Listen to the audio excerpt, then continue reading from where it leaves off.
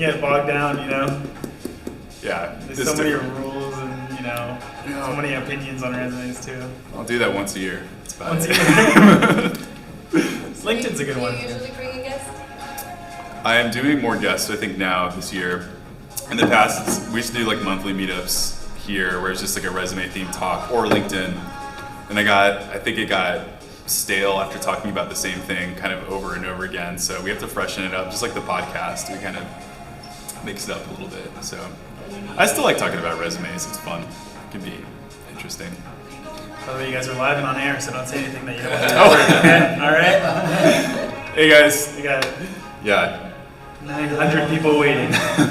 Streaming to YouTube? Yeah, streaming to YouTube. Oh, nice. For Capital Factory. Yeah. There should be a couple dozen people, but there's already 10 actually. Already? That's good. Yeah. That's good. Yeah. We had like 70 signups for the live stream. Oh, I way underestimated that. Yeah. Okay. But yeah, the That's show awesome. up rates are always different. Yeah. Online. Oh man. So the weather's nice, right? Oh, come on, We were in Chris. Austin. We started with rain. Come on. Yeah? It rained this morning, yeah. Oh, did it? Yeah, right. Really heavy this morning. Yeah, like 8 this morning, it rained. But y'all remember last year though? Last year, I will take this year over last year anytime. Yes. Yeah. Record amount of days over 100 Dude. degrees. My AC was broken too. Oh, no. Yeah. God bless. First year of being married, broken AC, rough. She'll agree to that, so. Did you hear that? Yeah. Trying to sleep in a room that's like 85 or higher, it's like, this is impossible. That's Yeah. unbelievable.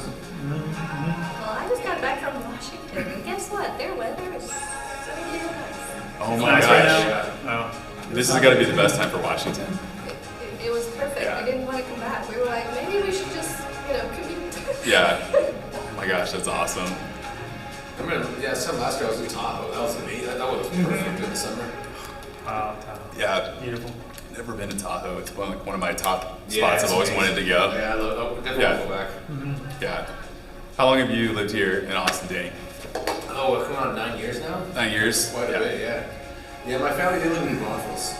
New Braunfels. Yeah. So I grew up in, I don't know if you know Laredo, Texas. Yeah. I grew up Laredo. there, and then I went to Texas State, and then once I graduated, they liked the area, so once I got them, they moved close by there. That's awesome. Yeah. They're close by, but not too close by. So Yeah, that's good. That's good. Yeah.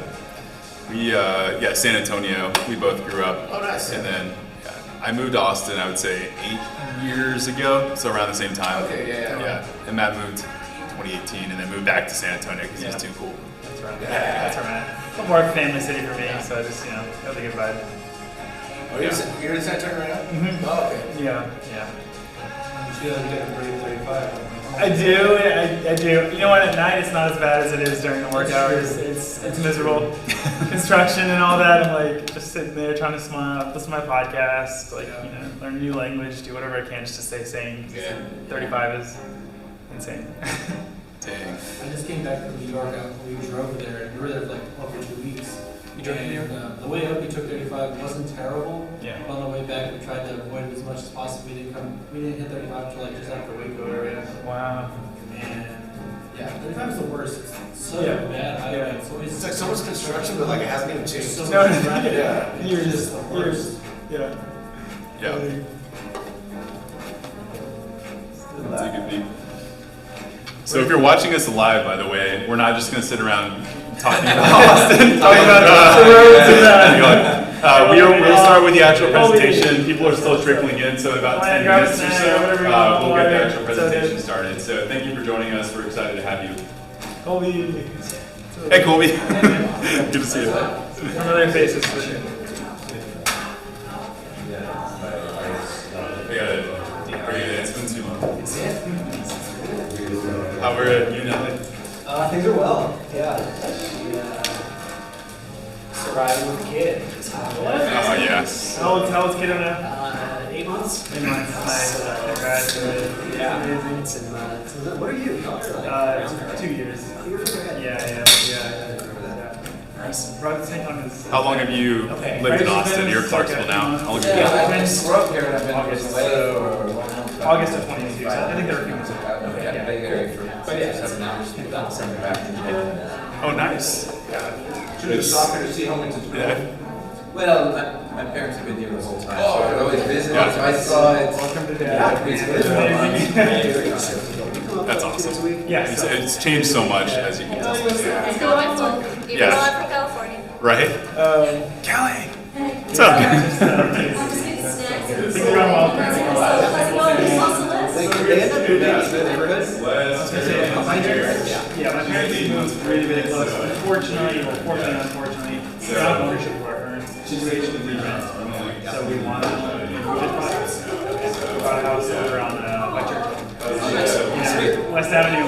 We're going back to the old stomping ground. Man, yeah, it's like right in the zone. Isn't it? Where off? Where? Yes. I'll give you one restaurant. If you remember, you remember. Ruthie's Tacos? Yeah, Okay. So Ruthie's is right there. On the other side is. So it's like you're going down west. Oh, yeah. And then big left. And then we're up there. Cool. It's a really cool spot. It's got a 1969 build. Got a nice kind of swag to it, you know? Yeah. We're gonna fix it up. You got carpet? You got like Yes, we got carpet. A little work's been done since they kept it up, but we got some 70s style stuff. That's fun. It's great. You guys all that well too?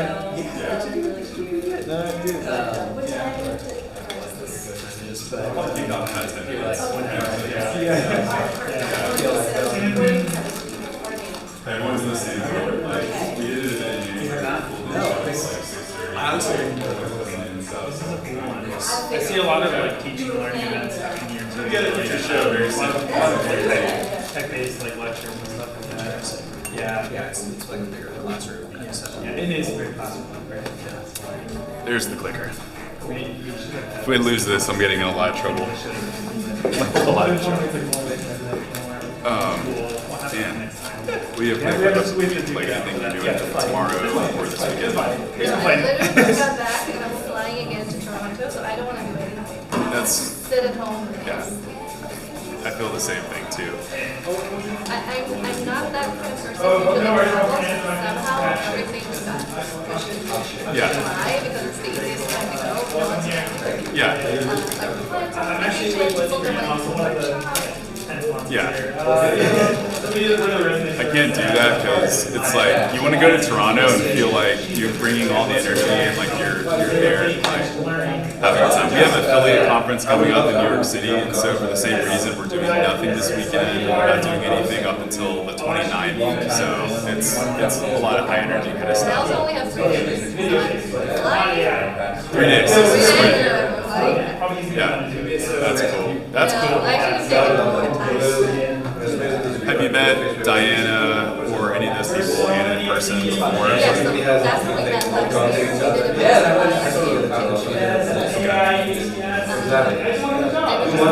We did a Yeah. You see what we Changed a lot, but Yeah. Diana was so nice. She was one of my favorite, like, she just had like a really good personality, very like friendly, very knowledgeable too. So she just was super solid. Yeah. I invited Dr. Ben Ritter. I've told you about him a few times, but he's a career coach here in Austin too. He's like a good friend of mine too. But I wanted him to come to meet you, but he'll be at a future event. Yeah, all y'all career coaches know each other anyway, so. No. Well, that's what I mean. Oh man. She's all about opportunities. And then some of her content will be based around Whenever you're ready to Probably wait like 5 more minutes, and then still people are still gonna come trickling in after that. So yeah, it'll be good. it's hard to find more questions. It is. All right, well, 6:10. 6:10. 4 more minutes. 4 more minutes. 4 minutes. Let's do All it. right. Does it make you uncomfortable if I stand here? This is kind of my. All right. Like the bouncer. All right. Oh man. I used to be scared of speaking publicly. Were you? I was scared of, speaking my mind and Yeah. standing up. And now I'm scared of not doing that. Okay. You've got that. Of not doing this. Yeah. Yeah. I have to put myself out there. Yeah. I know smart things. What's How did you get to that place? Just by doing it, or? basically. Okay. But I did my first workshop, but I wanted to put it into Let's see. coaching. Yeah. It was like terrible. Not only was I Oh my gosh. And it was online, 50 people. Technical difficulties. I forgot to check. Oh no. I was able to get back and it was fine. But I just decided, well, if this wasn't good, I'm going to figure out how to be good. So I just did 30 more that year and I figured it out. Wow, amazing. 30 more? 30. That's, All voluntarily. Like I just went, I'm going to do it. Yeah. Good for you. I think they call that exposure therapy when you're just like, let me just get after it, let me just do it more and more. And like, That's, I mean, I think that's the only way to build this type of confidence. Just do it. yes. We would have told Carrie Ann I put this up here.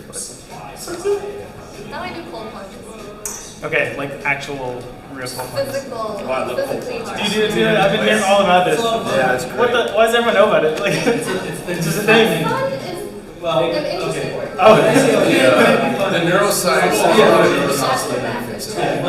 I've only seen that in adjacent. Like I've seen people posting about it. I haven't looked into the science. It's great. It's good. Yeah, like it's only the first minute that sucks, and then after that, you don't need to do more than like 3 to 5 minutes. But once you get out, like pain, that's really fun. Now, do you take cold showers too? Or? No, especially after I'll take more. Okay. Are you want to relax? Yeah, that's cool. I'm gonna give it a shot. People, literally, like just to hear like 4 Initially, it sucks, like there's no choice about it. You're gonna, but then like the more you do it, the more like the more you. I forgot who said, but like there's a pill that you can take that affects everything you take. Okay, yeah. Do you find it at like a gym or do you have one at home? Yeah, the gym that I go to has. Okay, got it. But then also I've noticed my sleep. I go to sleep more fast and also relaxing. So. Dude, that's nuts. Yeah. I think you're literally convinced me to try it. Yeah, it's good. I've been hearing all of that, especially when it's getting hotter. Like, I'm gonna do this. Yeah, out here. Yeah, I'm gonna do it. Wow. Well, you're gonna like, but the only time I went there was 4th of July. Worst time of the year. So packed. So if you go before 8 and after 9, it's free to get in for it's kind of cool. You did anything going on? I was doing it, I was training for the setbacks there, and I was doing it training in the morning for the race. But yeah, I like it, it's fun. I haven't been in a while downtown. It's so nice, it's really Chad. Yeah. It scares me, but it's really so when I'm swimming and these fish. Oh no. No. Yeah. All All right, guys. We're starting in about just 2 minutes here, so thank you for your patience. We got a great talk coming up, and we'll see you soon. I like to give 2-minute warning. All right. Yeah. So have you ever seen, I feel like there's a, I don't know, it's probably there's like a video of this, and it's like, Yeah. that like imagining the rest doing it, and it's the engineer is like on the mic, like waiting to cut him out, and he just like keeps singing. And it's like a 90-second like holding his note at the end. Oh, this song. Oh, yeah, this yeah, song. yeah. And so it's a video of them in the studio with the engineer like trying to figure out when to like cut the track. Yeah. I'm always just blown away by how long that lovely. Yeah. It's like that. He just holds the note for so long. Yeah. Welcome everyone. My the restaurant I used to work. Hey Nicole. We sell some snacks. The restaurant I used to work at Say played the that name of every single everyone. morning, like Groundhog's Day on repeat, and I got tired of it. And now I like the song again. Yeah. It was, I could memorize, say I know the lyrics, but yeah, Welcome in, sir. man, that was tough. That was tough. I'm gonna do something slightly annoying, but I feel like just we're gonna get together as a family. So like, if everyone can move forward just like 1 row, that way it'll be, just in case we have like a more kind of close-knit crowd, that'd be great if everyone could just kind of move in towards the front, please. Better for pictures. Just better for pictures, better for camaraderie. Hey. I love that. What was that? Second row totally counts. It's part of the splash zone, in my opinion. Front row's a little much. No, it's not. I need smiling faces, so I can. Yeah. You got some front row. Front row rows. I like that. And while more people come in. Hey guys.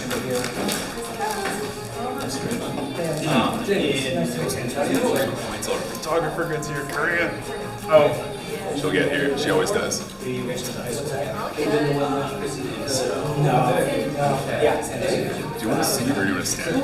Totally up to you. I'm gonna stand. Yes. I'm against sitting too. Yeah. I'll take that. I don't even know why. You want this chair? Okay. This is my navy chair.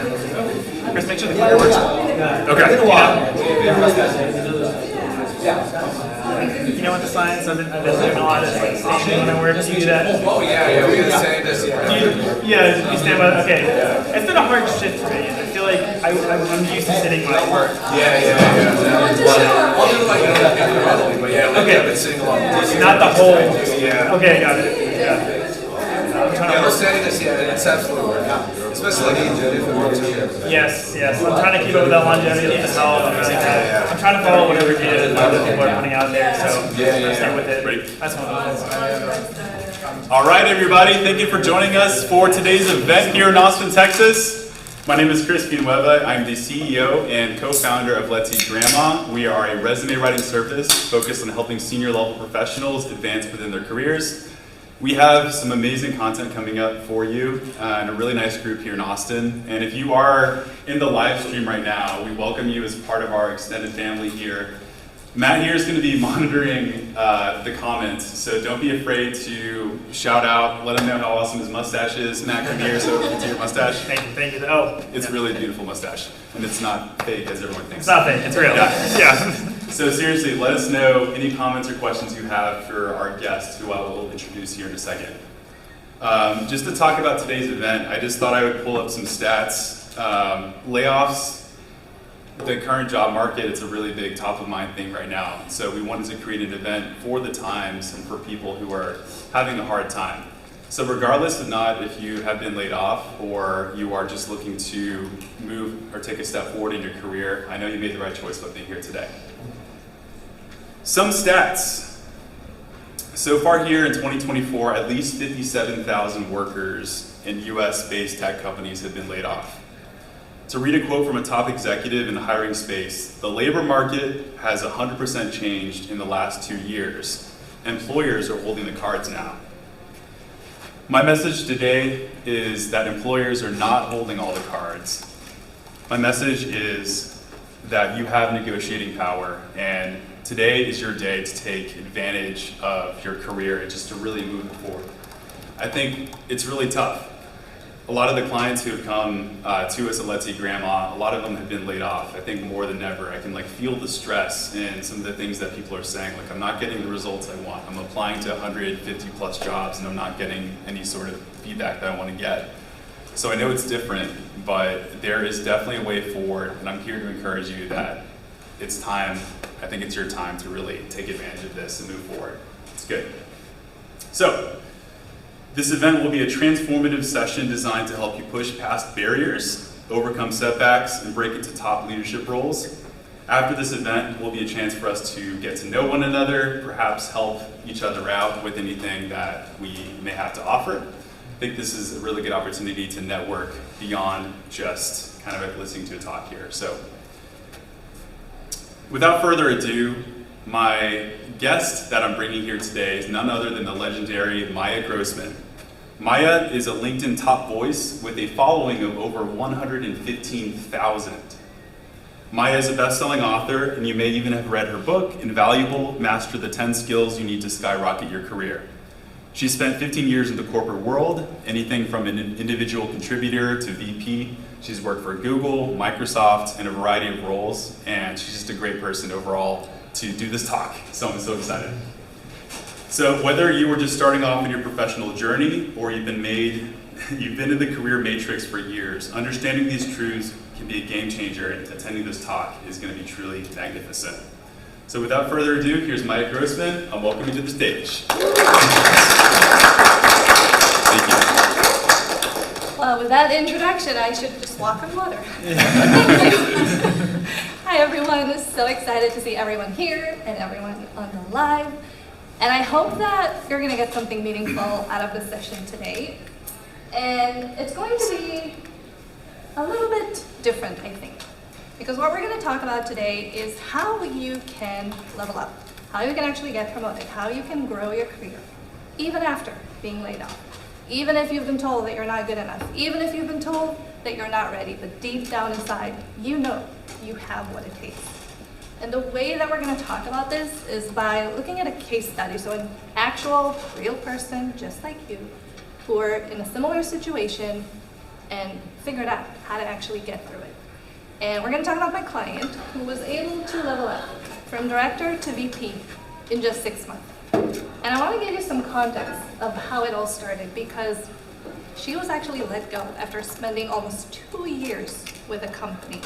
She had the best performance reviews, and yet she was told, "We don't think that you're good enough for this role."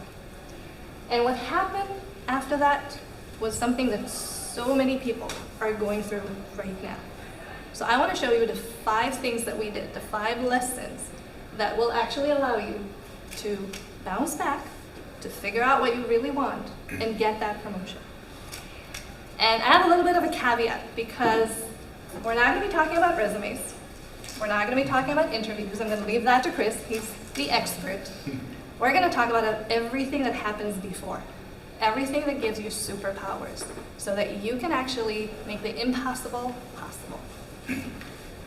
So let's start with thinking about this client, this person, who was just let go.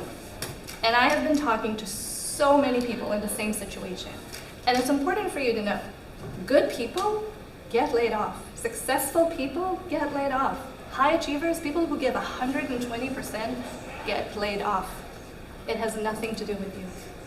But here's the problem. It doesn't feel that way. No matter how good you are, no matter how incredible your background is. My client had 10 years of freaking awesome results. And still, when one person, one manager said, "You're not good enough," and they let her go, her ego took a massive hit. Her self-esteem was in the floor. And it happens all the time. And it doesn't matter how many times people will tell you, especially your family and your friends, "You're amazing." You don't believe it. Because something inside is telling you that that person, that one person who said, "You're not good enough," that's the voice that you listen to. And this is exactly what happened to my client. And it went so bad that she started interviewing for senior manager roles. She was a director for 4 years. She was dreaming of a VP role. 3 months before this happened, she was sure that she is on the path to success. And when that happened, she started thinking, maybe I am not good enough. So she started interviewing for senior manager roles. And guess what happened when someone who is ready to be a VP sends their resume for senior manager roles? She didn't hear back. They knew they couldn't afford her. It wasn't even an option. But here's what happened. It created a vicious cycle where she thinks she's not good enough. She's applying for roles that are way below what she's used to, and she's getting rejections or not hearing at all. So she tells herself, "I'm probably not good enough, so I should just, probably quit or something." She actually said, I'm gonna probably go and teach skiing. That's it, I'm gonna leave tech after 10 years and this is what I'm gonna do. But this is really common. And by the way, not just with women. I work with both men and women, and it happens to everyone. So how do you actually get out of this situation? Because this is what you need to do. Just sending out your resume when you feel like that is not going to be helpful. So step number 1 in making this transition was to rebuild her self-worth. And it's so important to understand that while being laid off is painful, no matter how you look at it, it's going to hurt. You need to take the time to grieve. You need to acknowledge it, and then you have to move on, because being laid off is not an indication of what you can or can't do. 95% of the time when you're being laid off, it's not you. It's just a business decision that the company made. This is why I said successful people get laid off. VPs still get laid off. People who give 120%, high achievers, still get laid off. And guess what? They continue to grow, and they continue to do amazing things. So you have to remind yourself that your past does not define your future. But you're thinking, Maya, I know that, but when it feels like shit, it's really hard to do that. I know. So here's what we actually ended up doing, because it's so hard to get this confidence from within when you don't have it. So you need to get outside reinforcement. And what we ended up doing is getting external validation. Now here's the important part. You can't just go to your friends or your family or your spouse, because they love you unconditionally. And they also don't know you in a work environment. So what my client ended up doing is reaching out to past managers and leaders that she worked for. And she wanted to hear from them how they saw her, if they believed that she had the potential. And guess what? They all said, hell yes. They all were sure that she's already on the path to getting there. And they reassured her, there's nothing wrong with you. Professionally, you have what it takes. You're good. And that was step number one. Just reassuring herself, I have what it takes. I can actually do this. Step number two was to rebuild confidence. Because it's not enough to know that you're good at what you do. She was a marketer, so it's not enough to know I'm a great marketer. You also need to believe that you can actually do this. And you need to have the confidence to tell a story that is very different than what happens when you get laid off. You need to remember who you were just a minute before and actually believe it. But that is the hard part. Because when you don't believe in yourself, other people don't believe in you. And it sounds really stupid, but it's almost like a mirror. When you don't have the confidence, when you say something and you don't actually believe it, people can see it. They can sniff it out from a mile, especially if we're talking about hiring managers. So you need to rebuild this confidence. And I'm not talking about arrogance. I'm talking about knowing deep down, inside, that you know your shit, that you're good at what you do, and that you deserve what you're actually going after. And a way to do this is creating a brag list. And it's something that I have used throughout my entire career, and I still use today. And I'm not talking about a resume. A brag list is not just about your achievements at work. This is about everything you have ever done in your life that you're proud of. Every obstacle that you overcame, every decision that made you proud, everything that reminds you of who you are and what you can do. For some people, like me, for example, putting myself through college and graduating debt-free. For other people, it can be starting a family. It can be getting that first job. It can be transitioning into tech. It can be so many different things. But you want a reminder that shows you, I have done hard things before, and I will do them again. And I love this quote from Alex Hormozi. If you haven't heard the name, Google him. He is an entrepreneur who made it to 100 million net worth relatively early. And he has a very unique approach. So a lot of what he talks about is related to mindset and to hard work. And he talks about confidence. He says, don't build confidence, build evidence. And what I mean by that is give yourself proof that you can do it. Now, most of us have it backwards. We think, one day I'm going to be confident enough to go after this. One day I'll have that ability. When in reality, it's the other way around. You do things, and that gives you confidence. And the more you do, the more confident you become.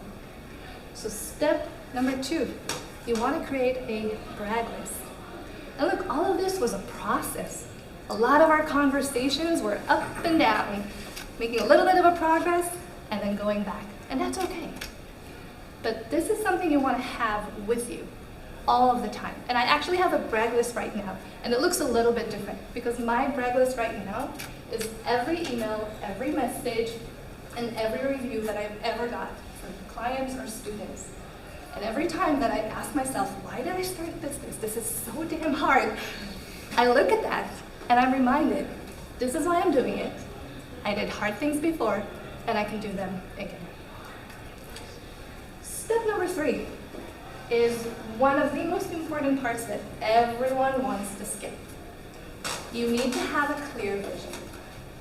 So if we did a little bit of mindset work, you believe in your worth, you have a little bit more confidence, you're like, okay, maybe I can do this. But what is it that you want to do? And getting promoted is not enough. You need to be extremely specific. Because if you don't know where you're going, every road will lead you there, right? Alice in Wonderland. And when we're thinking about a vision, a lot of people have the tendency to think really small, right? Even now when I'm telling you, what is your vision? You have an idea in your head, and then you immediately think, well, it's not realistic. I should probably make it a little bit smaller. And that's the problem, because when you start with a small vision, you get really small results. So when we think about what we really want, I want you to go crazy. I want you to go wild. I want you to be embarrassed to share what you're thinking about. Now, this is really hard to do, because when I asked my client, she was like, I don't know, I just want a job. And I said, okay, I have a plan, and we're gonna play a little game. So I'm gonna do the same thing with you. I'm gonna ask you a question, and I want you to shout out the first thing that comes to mind. Do not edit yourself. Do not wait to think if it's realistic, if it makes sense. I'm gonna ask you a question, and I want you to shout out whatever comes to mind. And don't worry, everyone is gonna shout, so no one's gonna hear you, okay? Are we ready? Okay. In an ideal world where money is no object and you cannot fail, what do you want to do? Travel already. Ski instructor. Love it. Now you know what you actually want. Great. But how do we get it? Well, we start with a vision, which is great. And when I asked my client, what do you want to do? And she was a marketer. She said, I want to be a partner at a VC firm. Very different than where she was. And I said, okay, great. And then her answer was, but I'm probably not going to fit in. I don't have an MBA. I don't have a background in finance. And I don't really know anyone in this world, so they will never hire me. So best case, 5 years, 7 years from now, maybe it can be an option. I should probably get an MBA. However,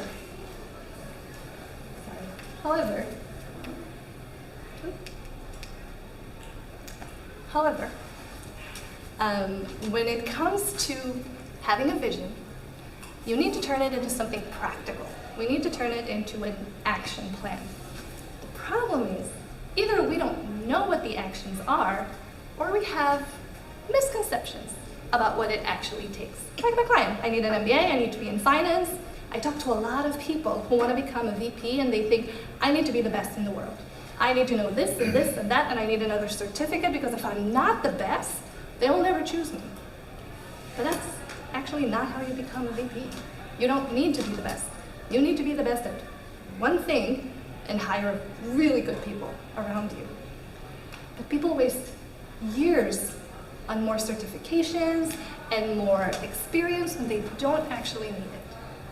So how do you get validation? Because, let's be honest, looking at the corporate ladder is not going to help you. 95% of the time it is vague, it is general, and honestly, most of the words there don't even make sense. Or you don't know what to do with them. Be more strategic. Awesome. What is that? So you can try and talk to your colleagues, but they're kind of the competition, so I don't know if they will, give you advice. And unless you have friends or family who actually made it to this level, how would you know? And the answer is actually really, really simple. I call it the $1 million advice. And the reason I call it the $1 million advice is because this is the amount of money it generated for people who actually used it. Go talk to people who have the job you want to have. Sounds really stupid, right? But guess what? These people just went through what you're about to go through. They know the good, the bad, ugly, they know the right people, and they can save you so much time and energy by telling you where to spend your time. And this is exactly what my client ended up doing.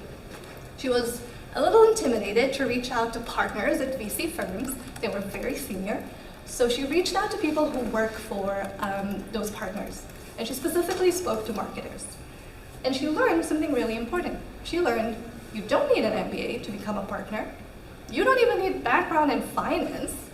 But what they really wanted was hands-on experience as a VP or a C-level executive. They wanted people who did the job so that they can then become a partner and actually make investments and help other startups.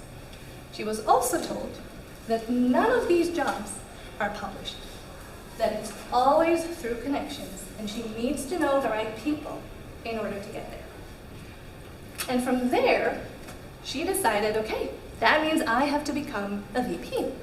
Awesome, but how do we do that? And at that point, she started reaching out to other VPs. And she asked them, what is it that I really need? And here's the really important lesson. She learned that not all VPs are the same. That if you want to be a VP for an early stage startup, that's going to be so different than trying to be a VP at an enterprise company. And it may seem obvious, but we don't always understand how different. And when she did all of that digging, she finally realized where I will fit in, where I have the most experience, is early stage startups. So that is where I should go. I also want to work for VC firms. Is there a way for me to do both? And the answer was hell yes. And she started by reaching out to a few partners that she really wanted to work for. But she didn't ask for a job, and she didn't ask to become a partner. She said, I really like your community. I would love to volunteer my time as a marketer to see if I can help some of your startups. And guess what? 2 of those partners said yes. And she started volunteering, and yes, she did that work for free for a couple of weeks. But then one of the partners noticed her and said, we should talk. We have an internal program that we're launching. We're going to help a lot of our startups with marketing consulting. Are you interested? And she jumped on a call, and she thought she was going to do it for free, and I said, hell no. And we put together a little plan, and within a couple of weeks, she started consulting inside of that VC firm. And guess what? Do you know what happens with a lot of VC firms? They have a portfolio of startups who always need to hire. And within a month, she had 2 job offers. 2 months later, she was a VP, while consulting on the side with a VC firm that 2 years from now, she'll graduate into and become a partner. And this is the same person who was told, you're not good enough to be a director. But this is what happens when you actually work on your mindset, you know what you want, and you figure out what it takes. But the last step, and the most important one, you have to take action. None of this is going to happen by mistake. And my client worked her ass off to get here. She had dozens of conversations to get to this point. But when she got that job, not only did she get a very nice 5-figure raise, she also solidified her plan for the next 5 years. She knew exactly how she's going to get to her dream role. Just 6 months after thinking, maybe I should be a senior manager. So that is what I wanted to bring to you today. But in order for you to take action, because that is the hardest part, a lot of people make the plan. We have big plans. We make a really pretty spreadsheet, and then life happens, and we procrastinate. How do you take action? Well, the answer is you raise the bar. Here's what I mean by that. We can compromise and take things that are good enough because it's easy, especially if you've been laid off, right? We just want the first job that we can find. We just want to feel like we can have a paycheck once again. And look, if you're struggling to put food on the table, by all means, take a job. But if this is more about growing and developing, don't compromise. You can have your dream. It took me 7 years to become a VP of marketing. And I had this goal, and I told everyone who would listen, I'm going to become the CMO of a Silicon Valley startup. At the time, I wasn't even a director, and I was living on a different continent. And everyone said, no way, be more realistic, come on, why do you have to be so ambitious? And the answer was, no, it will happen. And I didn't give up when I was rejected 17 times trying to become a director. And I did not give up when 3 different applications to move to the US did not pan out. And I did not give up when I moved to California and I knew no one and I had 0 connections and no one wanted to hire me. I did exactly what my client did here, and I figured it out and I took action. And 8 months after moving to California, I was doing a keynote as an industry expert for marketing, and I got a VP role after that. So I know it is possible. How do you raise the bar? Step number one, have a vision. If your vision is big enough and compelling enough, and you can feel it, and you can smell it, and you can see it, and you know what your life would look like when you have the job you want to have, you will fight for it. So you need a really compelling vision. And if that's not enough, I want to give you something that has stayed with me for so many years. This is Tom Billiard, another entrepreneur. And what he said is, if it does not defy the laws of physics, you can do it. So that's my bar. And this is what I teach all of my students. If you ask yourself, can I do it? Is it too much? Is it too big? The answer is very simple. Does it defy the laws of physics? No? Okay, you can do it. Go figure out how.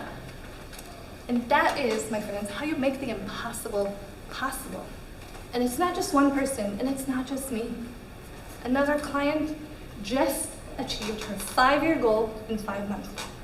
She wanted to jump 2 levels. She wanted to become a CHRO, and she thought it's going to take her 5 years. She made a plan. She started talking to people who had the job she wanted to have. And guess what? She realized, oh, I'm kind of doing that now. That gave her the confidence, so she actually applied for these roles, and 5 months later, she got it. Instead of waiting 5 years, she got it after 5 months. It was all mindset. And this is what I wanted to kind of end with. Have you noticed what have we been talking about today? It had nothing to do with job search. And look, if you want to get promoted with the company that you work for, you'll need a few more things. We'll definitely need to talk about stakeholder management. You'll want to work a little bit more on your executive presence, but none of that will matter if you don't have confidence, if you don't know exactly what you want, if you don't know what it takes, and if you're not taking the right kind of action. Because my friends, this is what will actually allow you to make the impossible possible. And this is how you get promoted from director to VP after being laid off.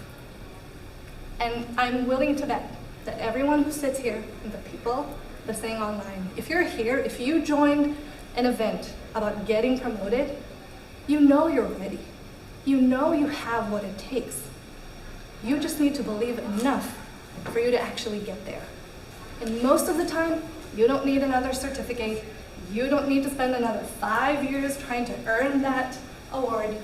You just need to have a plan.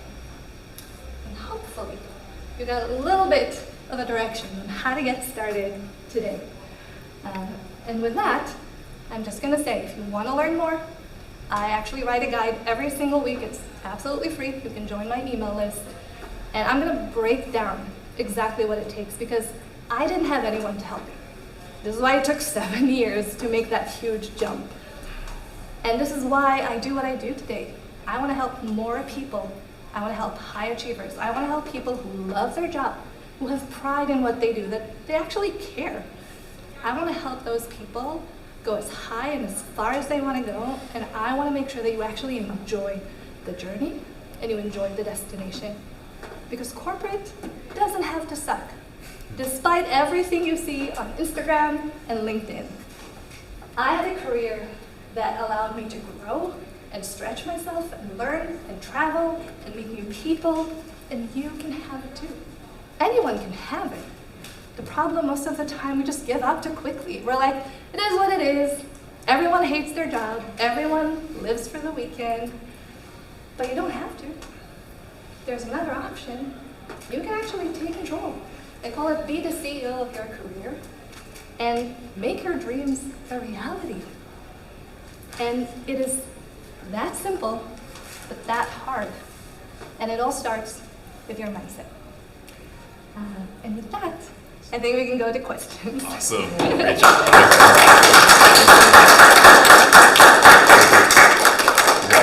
Yeah. We're going to do Q&A in just a quick second. That was awesome. Everyone just give another huge round of applause for Maya. So just going to offer, these are all completely free resources that we want you to take advantage of here. So if you need a resume critique, we do video critiques now. It's completely free, but we'll give you a breakdown of everything if you do need that kind of help.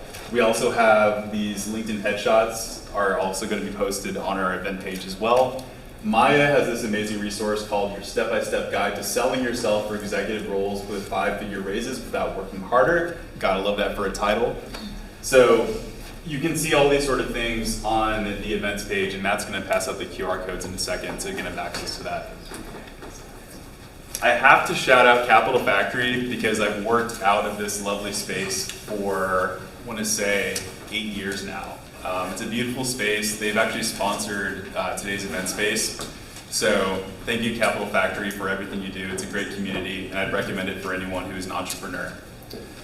We have question and answer in a couple of seconds here, and then we're going to have a networking exercise for folks who are in Austin here. But I also want to take the time to thank my brother Matt, who's my co-founder and partner in crime.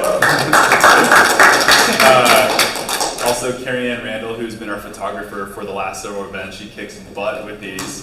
She's 8 months pregnant doing this right now. I don't know what she's doing here, but she's doing it. It's incredible. And my lovely wife Celeste, who's not here, but I'm going to give her a huge shout because she does a lot of the finer details, like getting the snacks from HEB, bringing them all here to make sure all that stuff's good. So live streamers, if you're here, I want you to ask any questions you have in the comments. We want to make sure that you're also as present as possible, but we're probably going to alternate between in-person and live stream sort of questions here. So Matt, were there any ones that stood out? Actually, go back to that. Still waiting on some questions on the live stream. Okay. Okay, yeah. I'll ask the first question just to kind of break the ice a little bit here. Sometimes it's hard. One thing that you recommended that I love the advice is connecting with folks who are in the position that you want to move towards. Like for me personally, it's like someone who's built a business up to a certain degree, someone who's been in marketing. What practical recommendations do you have to actually meet those people, since it can be hard sometimes? Yeah, okay, I'm gonna jump back here. Okay, there are 2, or probably 3 different ways to do this. First one is if you have an in-office job, hey, you have access to people. So you can just have a conversation with people who are a little bit higher up in the organization. And sometimes I think we get a little bit intimidated of reaching out, but a lot of these people are actually happy to help. So that's one way. I actually spent a lot of my time, and this is what my client did, on LinkedIn. Just finding the right people. When I moved to California, knew no one. So you said before I have 115,000 followers. I had like 100, and they were all my friends from a different country. And I just had to start from scratch. So I think I sent out 100-ish messages to every VP of marketing I could find. And guess what? I ended up talking to about 10 of them. One of them was the VP of marketing at Slack. One of them was the VP of marketing at HubSpot. You would think fancy companies, right? What platform They did were you? LinkedIn. It was LinkedIn. It was just LinkedIn. So here's the secret. 3 things you need to do if you want people to actually respond to you. First of all, you need to know that they're on LinkedIn. Not everyone is there. We live on those platforms, but not everyone. You need to get personal. Don't send a copy-paste message. Doesn't work.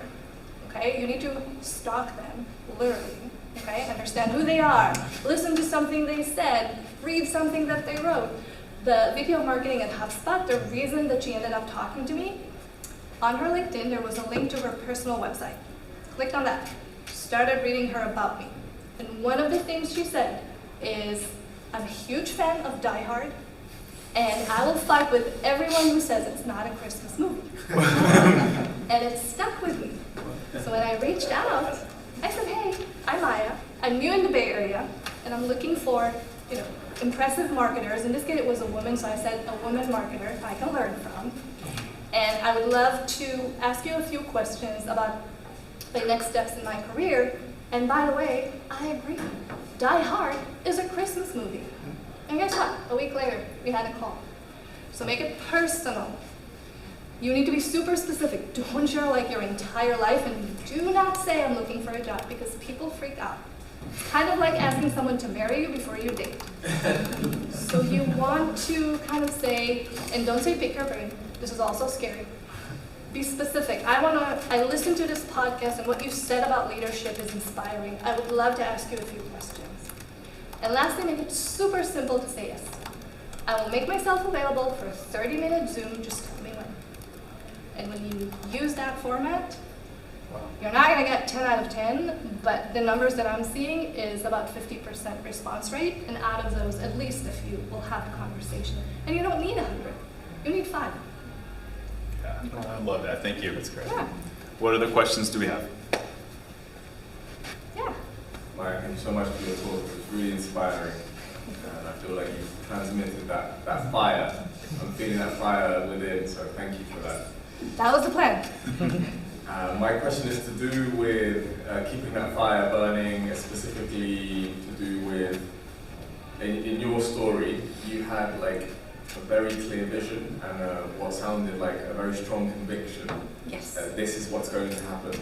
So my question to you is, how did you fan that flame of conviction? You know, how did you feed that inner strength in the face of challenges, in the face of things that didn't pan out? So I would say a couple of things, and it was not smooth sailing. I had my moments on the floor crying in the fetal position, okay? Let's be very honest. But when I'm thinking about what helped me, for me, so human beings, you probably know this, are motivated by 2 things. Either getting more joy or avoiding pain. So when you have a vision, you want to work towards something that's really joyful. For some of us, that's great. For me, not so much. So I think about the opposite. What am I going to lose? How is it going to feel if I never, ever make it to that VP role? How am I going to feel if I never, ever make it to my dream job, whatever that is? And I imagine that in my head. And then the fear of not getting it gets a lot worse than the fear of trying to actually do something about it.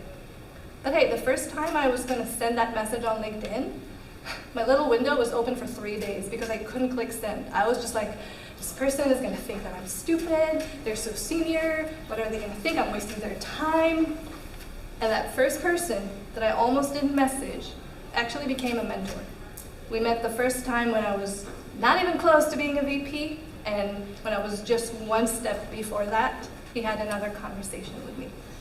And I would say the second hack, you have to surround yourself with people who either have what you want to have or are aspiring for the same thing. Because when you have a community around you of other high achievers, people who are like, let's go, people who are like, ooh, how do I do this? What do I do? It's just going to keep you motivated.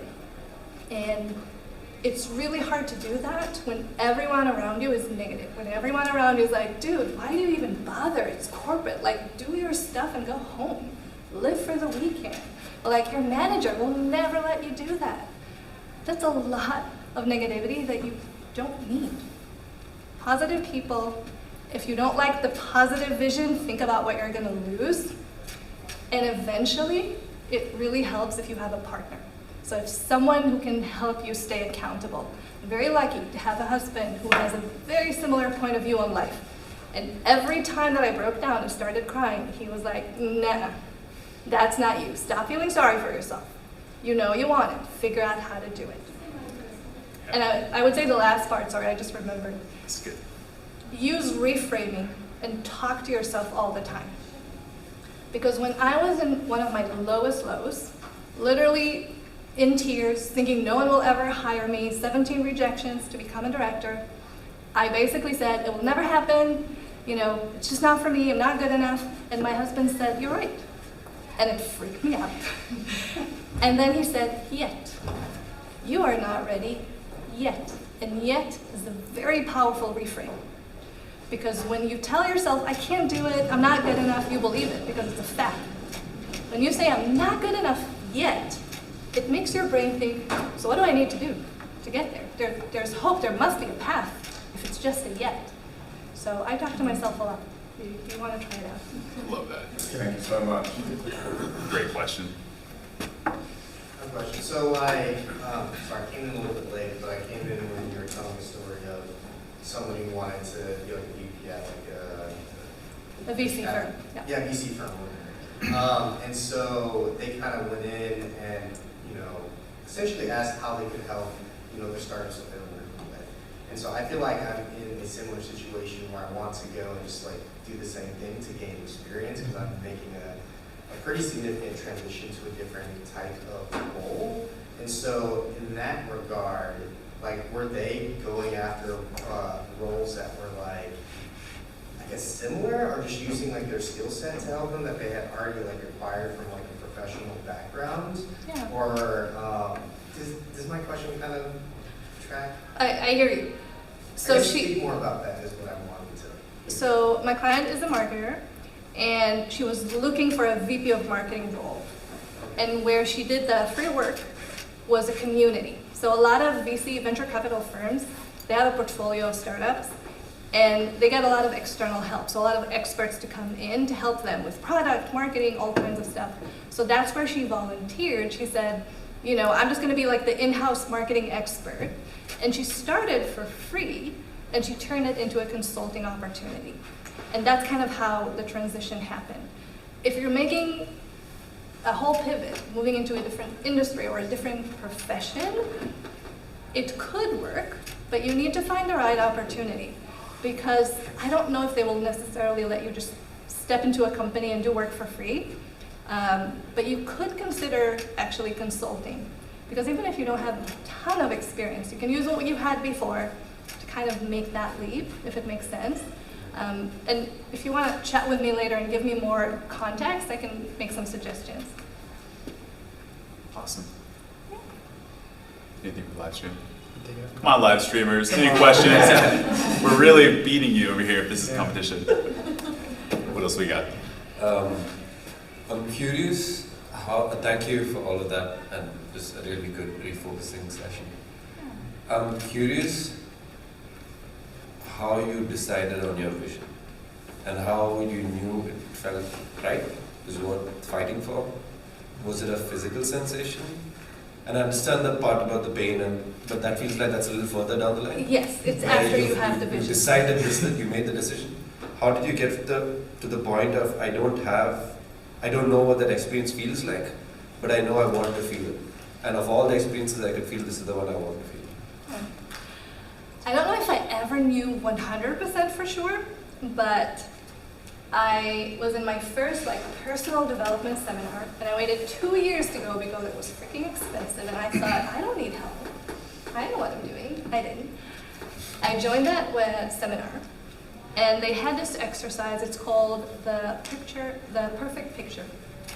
And you're supposed to take 10 minutes in a very loud room and write down what your perfect life would look like. And I couldn't do it really well at that seminar. But afterwards, I went to my favorite coffee place and I put my headphones in and I just closed my eyes and started imagining it like a movie. What would my life look like? And for me, that was, I'm living in California on the beach, just because I've only been to Carmel once and I was like, I'm gonna live here. And I wake up in the morning and there's a lot of light in the room. And I go downstairs to practice yoga on the porch. I wasn't doing yoga at the time. And my husband comes back from a run. We have breakfast together and we get ready for work. And then I get in my black SUV, it was very important, and I go to work. And I am the CMO of a very fancy startup. And I spend half of my time being strategic and talking to big people, and the other half with my team. And I never have lunch alone. I always have someone with me, and I coach a lot of other marketers who are more junior. And at the end of the day, I go home and I work on my podcast. Now at the time, I had none of that. My husband was my boyfriend, was not in California. I was not practicing yoga, and I didn't have a podcast. But I checked every single box because I could see it, and I freaking wanted it. I didn't know from the get-go that it was right. I just knew I wanted that life. Kind of like I knew a few years ago, I want to be a coach because I want to have my own business and I want to help people. I still don't have the perfect picture of what it's going to look like. I'm working on that. But I just have such a strong feeling that it's meant to be. And try that. Go somewhere, put your headphones on, and imagine your life like a movie. And your job is going to fit into your life, not the other way around. Thank you. What else do we got? And the exercise you said is called the perfect picture. picture. Yeah. Perfect. Thank you so much, Maya. Of course. Fabulous. Does anyone have any last minute questions? Just before we move on to our next ring exercise, I want to make sure we get those last burning questions. Please. I don't know, this is a little curious if you can go with this. Like when your goal is to be, like you want to be the VP, like you want to be the CMO, like why is that? Like what does VP mean that is something you care so much about? For me personally, I have always been ambitious. I'm not 100% sure where it came from. Maybe because I'm an army brat and I was raised in a family that really wanted you to be the best. I was the best at school. And to me, becoming a VP meant being the best at my job in marketing. I'm also intuitively the first one to lead. So I don't like taking orders from people. I want to be giving that, well, not giving orders, but making decisions. And I think for me, that's kind of why I wanted. I just wanted more. I wanted more impact, and I wanted to feel like I'm really contributing. And it was sometimes hard to see very early in my career. And I think maybe that is what drove me. And I got a little taste of it because I was promoted to leadership very early. It was actually by mistake. So my first promotion was not planned. I was working for a really small company, and there were 8 of us. We were account managers, and our CEO was so busy bringing in new clients that he had no idea what was happening day to day, and it was the wild, wild west. Like there was no supervision, there were no templates, and I really liked that job. So I had a little Jerry Maguire moment to anyone who's actually born in the 80s and know what that is. And I said, I have a plan. And I put together a Word document with like 5 bullet points, and I said, this is what we need to do to fix this problem. And I told the CEO, and he was sitting there smiling, and I met him just last year, we're still friends. And he said, you're right, go fix it, you're the new manager, figure it out. And I think when I got a taste of that, I just thought, I want more. So that's me. Perfect. Yeah. I'm not sure if you already touched on this, but from what I've heard, you mentioned 17 rejections just to get to the director role. Yes. How did you manage those rejections, and how did you get feedback, and how did that motivate you to continue to interview and get you to where you actually got the job? Yeah, great question. It started with a lot of tears, not gonna lie. And then I asked myself, do I really want this? Or am I ready to compromise? Because I could have gotten a different job. If I wanted to stay a senior manager, I could stay a senior manager. But I just didn't want it. So I had to pick myself up, and it was that conversation with my husband that basically made me think, you know, complaining is not gonna help. Maybe I'm not good enough yet, but what can I do to get there? And I did ask for feedback, and not all 17 gave it to me, but 2 people did. And it was very specific feedback. And then I hired an executive coach, just for 1 hour. And I had a conversation with her, and she said, you're just not giving the right vibe. I believe that you have the knowledge, but you don't have the executive presence. And then I was like, what is executive presence? Okay, I'm gonna learn about that. And then I started reaching out to those VPs because I wanted to see what the next level looks like. How they were talking, how they were presenting themselves, what they were saying. And I kind of started imitating it, not by lying, using my story, but trying to tell it the way that they were.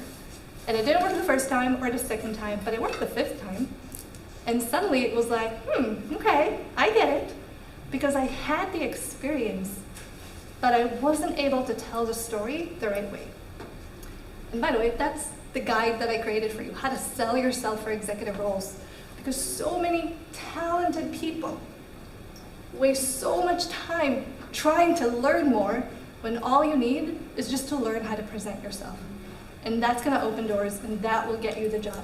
Because you're the kind of person who will learn on the fly. You don't need 100%.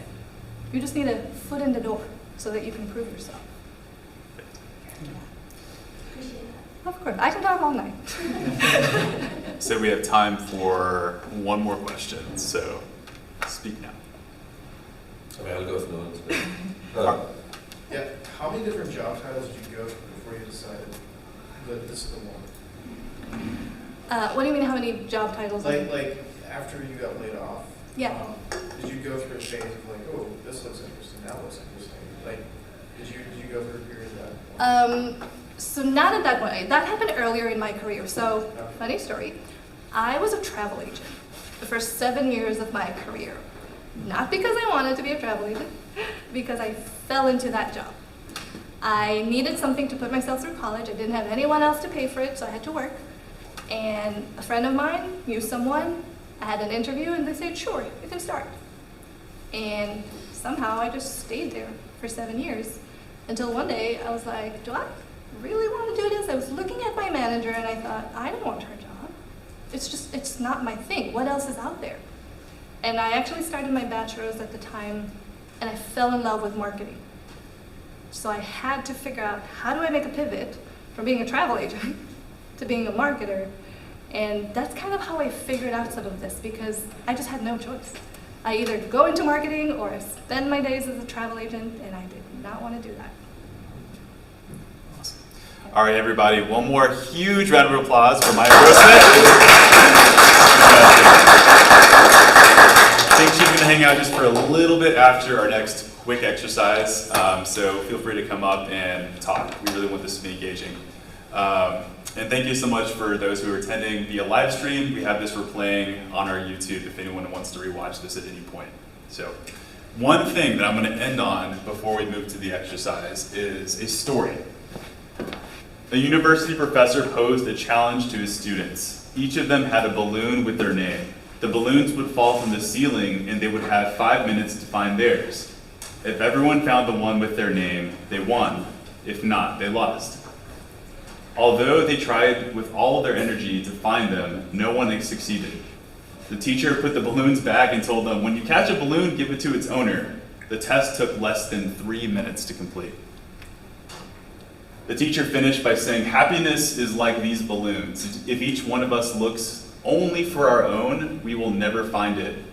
But if we look for others, we will also find ours.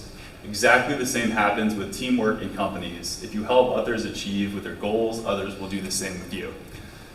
I saw this on LinkedIn posted. I normally kind of like scroll past these, but like that hit me hard when I first saw it, because I'm like, God, I'm always just fending for myself sometimes. But think about how quickly you can achieve your goals if you get vulnerable, let other people know what you were looking for, and help them with the same thing.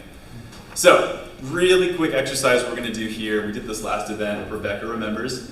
We're gonna go around in 30 seconds or less. It's really not gonna be much of a speech at all. Your name, favorite movie, since you said Jerry Maguire, and the third thing is gonna be what you're doing right now and what you're looking to achieve this year. So just keep it really simple, and I want you to listen, actually actively listen for other people who you can help in this, because you never know if there's a balloon for you to give someone. I think that worked.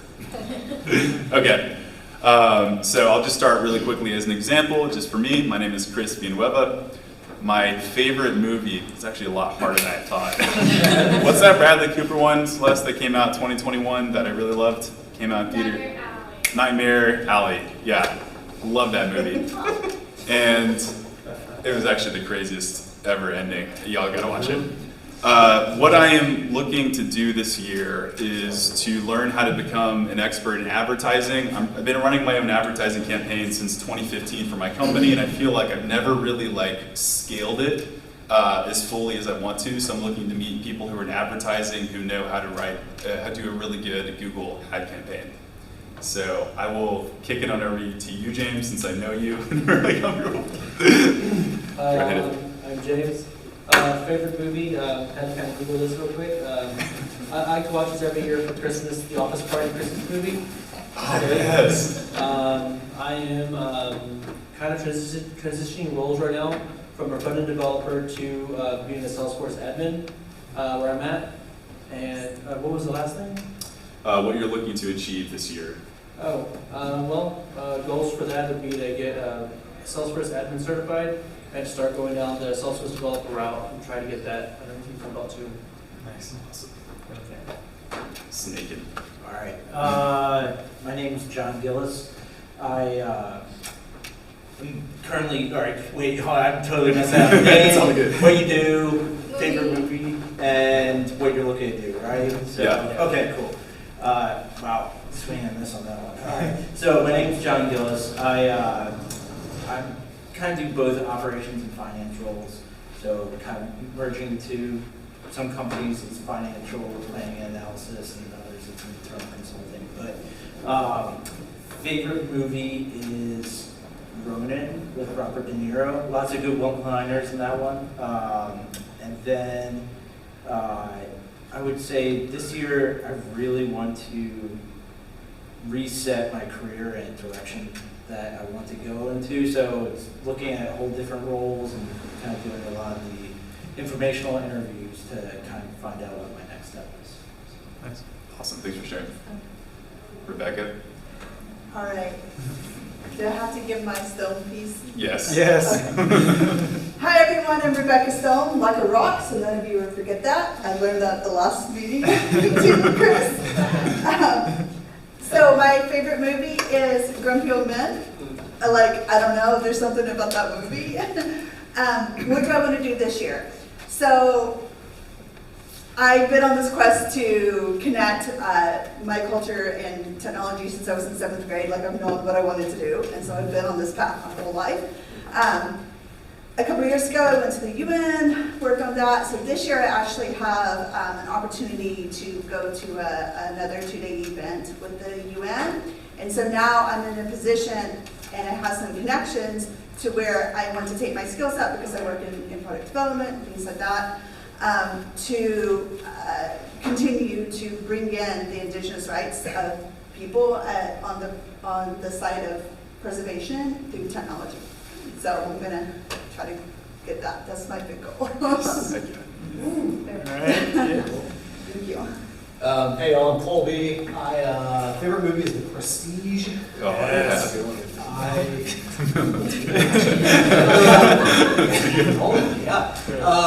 I work in managing labor marketplaces, so supply side of on-demand labor marketplaces.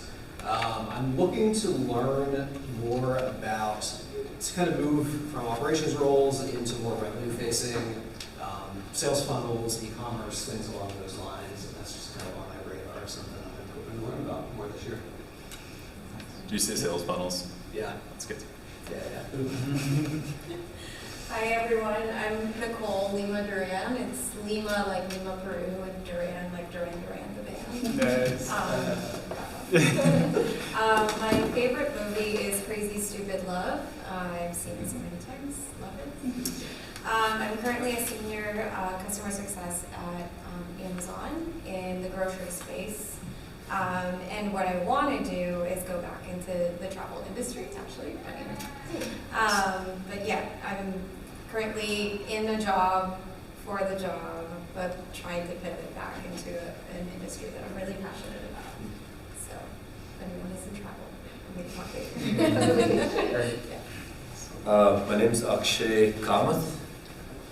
I don't have a reference for you to remember that.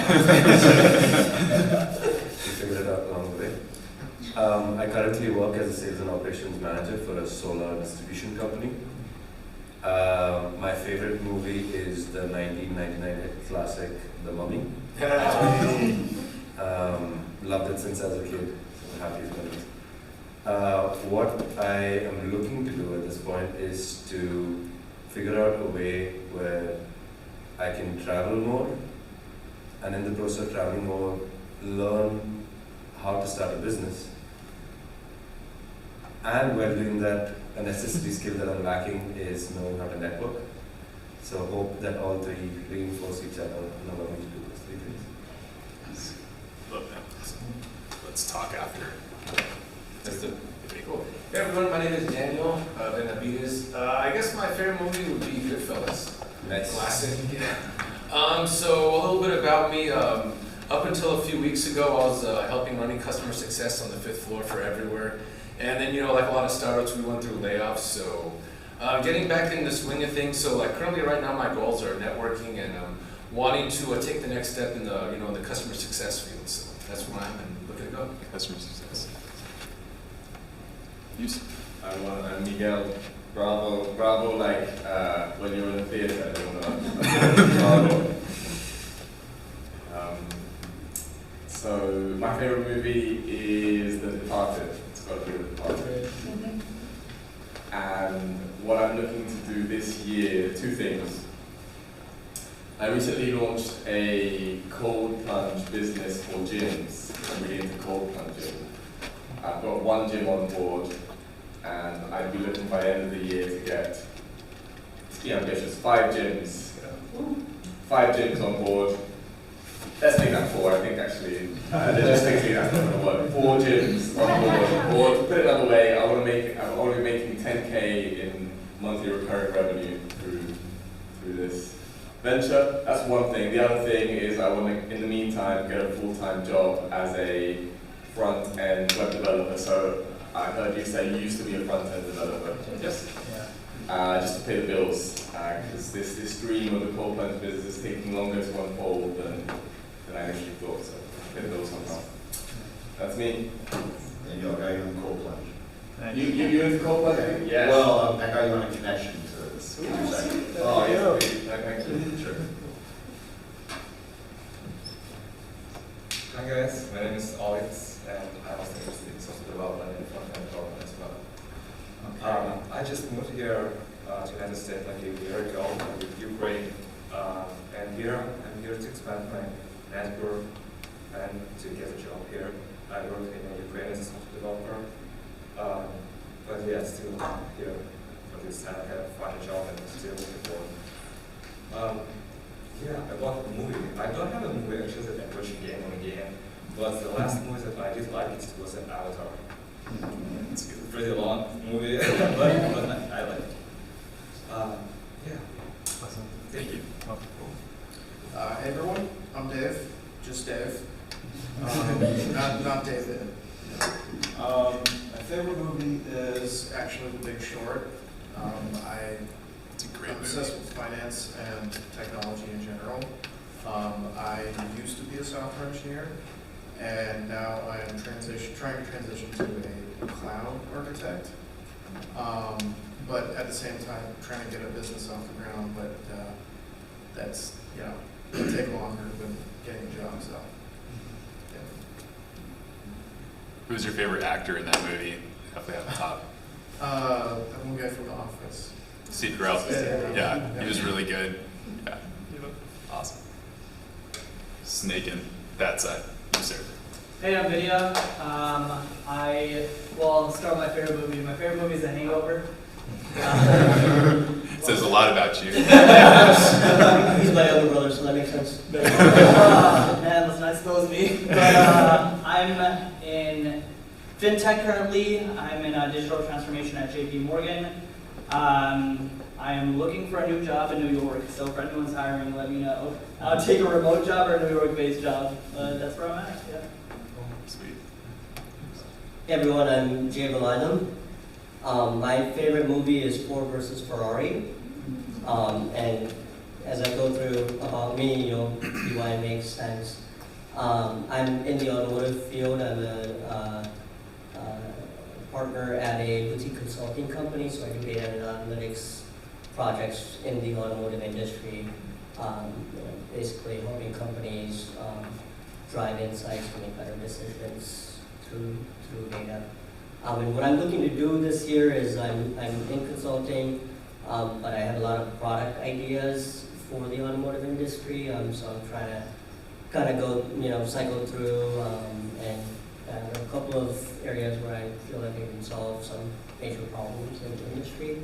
But I've been talking to kind of a lot of people, and some of them say, just embrace yourself for the next 7 years if you're going to enter in the startup industry. From bootstrapping to VC ventures, it's just a whole nother lifestyle. And the first thing they said is talk to your wife about it. So that's me. Nice to meet you. Byron's easier. Byron, like the word Byron. Favorite movie this is a hard one too, because there's so many good ones. But I think the one that I always go back to, it's animated, but Inside Out. I haven't seen the second one yet, but the first one, like the way that they talk about like, emotions and stuff like that is like super active. Fun fact, I actually have a master's in counseling, so that was my first career is in the therapy space, which is why I kind of gravitated towards that. Right now, so I'm doing a transition into product management actually. Recently was like in technical recruiting for quite a while, got laid off like around a year ago. It was a couple weeks before my wife had a baby, so I've really been in daddy mode up until this point. And then did get a product certificate from like UT just to kind of like really start launching things. And so yeah, just kind of in that world and just kind of tinkering with like different projects for myself. And yeah, to my point, I kind of want to just connect with startups to kind of just help any way that I can from that perspective. Yeah. I'm Caleb Schaefer. This is my first Capital Factory event ever, so thanks for welcoming me. Lots of favorite movies, but I gotta go with a recent one. Iron, I wondered why I felt so comfortable and safe. But my favorite movie recently is Inside Out 2.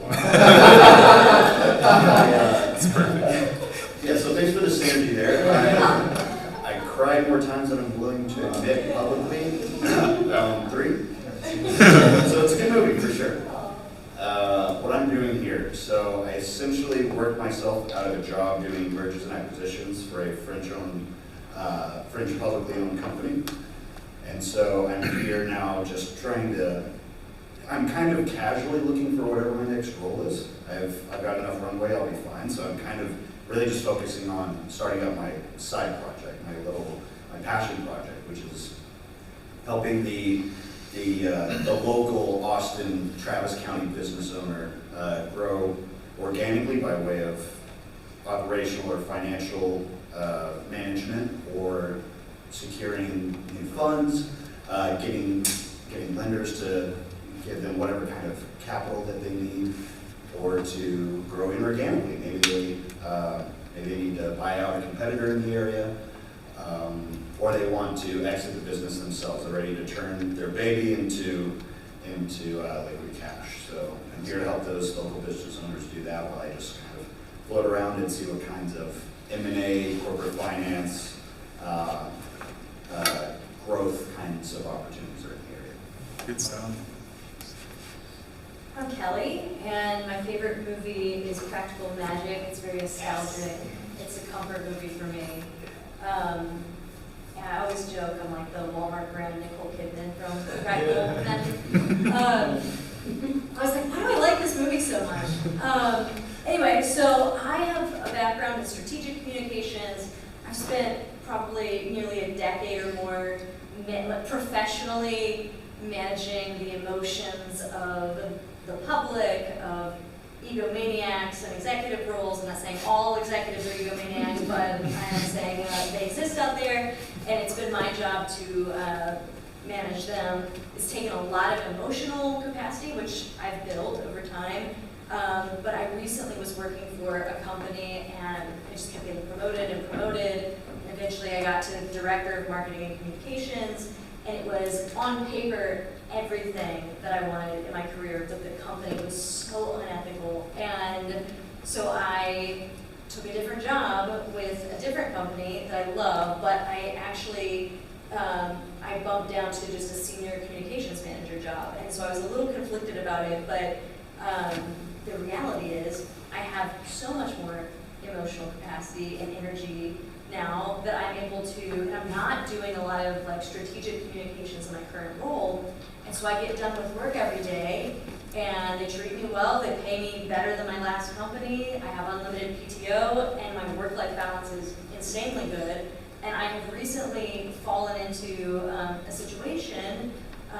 where I'm volunteering at a horse therapy farm, and they want to take me under their wing and mentor me to become a horse therapy instructor. It's not something I would ever do full-time, but honestly my goal this year is actually not super corporate, it's actually relaxing into this new corporate role that treats me better so that I can pivot the emotional energy I was sinking into professional people-pleasing and PR and media relations and corporate management into just like helping people with horses, which is one of my biggest passions. But it's I definitely have some imposter syndrome over it, and I am working really hard to become a really good horseback rider so that I have, I can show up for this new opportunity. Oh, heck yeah. Yeah. That's super cool. Hey everyone, I'm Miranda. I am a commercial account manager. I work for a large IT corporation and currently getting my project management certificate to transition into an associate IT project manager. And I would say one of my big goals this year is to create a community and a network. I'm originally from Arizona, so I've only lived in Austin for a few years. So just really finding people who have like-minded goals and who share a lot of interests and who are, professionals as well. So that's what I'm here to do. You work remote? In office. But Okay. I haven't been working since I've been transitioning. Yeah. Yeah. Carrie and Celeste, we have a couple of minutes. I never put them on the spot, so. Wait, what? It's your favorite movie, what you do now, what you want to do. I'm Celeste Villanueva, Chris's wife.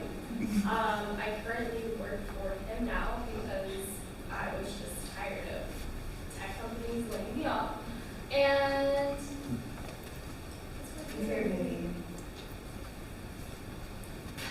I'm gonna go, you said Big Short, I love Big Short, Half the Matic is good, Prestige is good, all those are excellent. So I'm gonna copy that, and then,